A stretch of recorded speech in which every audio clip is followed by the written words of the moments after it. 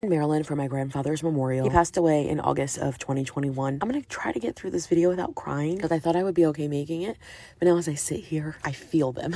I like feel the tears welling up. My grandfather is probably one of the most amazing people that I've met. I think I get a lot of my spunk and my personality from him. He was not afraid to give you a piece of his mind. He'd always say, "I'm small, but I'm concentrated." My grandfather had stage 4 kidney disease and congestive heart failure. In 2019, he ended up at my house after some random man that he got to help him do his taxes told him he owed like 6 figures. You think he had a heart attack, and he had my grandmother drive him from his home in Baltimore City all the way to mine at the time in Howard County. He ended up staying in the ICU for about 14 days. I only left his side to shower.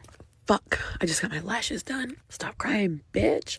Okay, I got it. In April of 2019, they told us he probably wouldn't make it until Christmas that year. Okay, I don't know why I can't stop crying. All right, Pop, you better find a way to drop $200 from the sky or something, because you're gonna have to buy me a new set of lashes.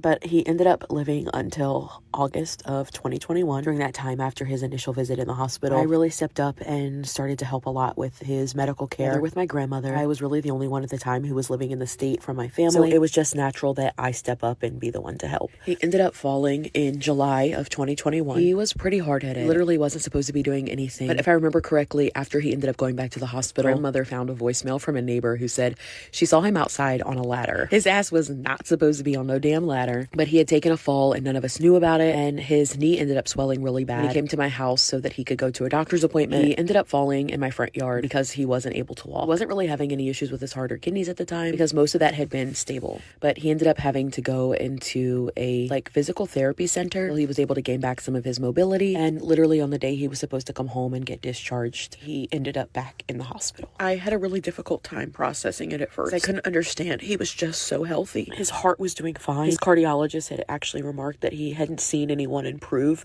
to the level that he had. He was doing really well in the rehab center and had gained his mobility back. We wanted to bring him home sooner than they had anticipated. We had to put up a little bit of fight to be able to do that. He was literally set to go home the next day, and magically we get a phone call saying that he wasn't doing well. He would end up being discharged from the hospital to home hospice, where I helped my grandmother take care of him. I blamed myself for a really long time because he was in that facility, and had I had a home without steps, he could have come to my house. I don't know why, I just felt like things would have been different. I know now that it's not my fault and everything happened the way that it was supposed to, but it's still hard sometimes when I think about it. Being there and taking care of him, giving him his last haircut, giving him medicine to make his transition less painful was extremely difficult, but I'm so thankful for those moments with him. Loved being outside. That was his last wish, was just to be able to sit outside on his porch. I'm so grateful we were able to make that happen for him. Losing him is still painful to this day. So many beautiful things have come from it. I reconnected with my family, my mother and my siblings at his passing, and experiencing a loss like that just put so many things into perspective for me.